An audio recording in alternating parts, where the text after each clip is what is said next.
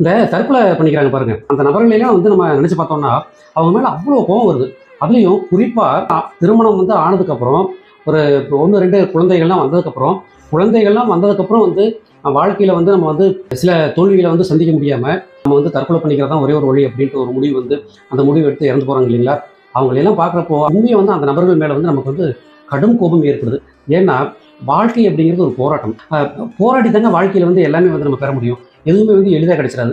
போராடணும். சில தோல்வியெல்லாம் வரத்தான் செய்யும். அதையெல்லாம் தாங்கிக்க முடியாம தற்கொலை மட்டும் தான் வந்து ஒரே ஒரு தீர்வு. சிலர் எடுக்கிற முடிவு இருக்கு பார்த்தீங்களா, அது வந்து அவங்கள மட்டும் வந்து சிதைச்சறதில்ல, குழந்தையோட பிற்கால வாழ்க்கையை வந்து ஒட்டுமொத்தமாக வந்து அழிச்சிட்டு தான் அவங்க போகிறாங்க.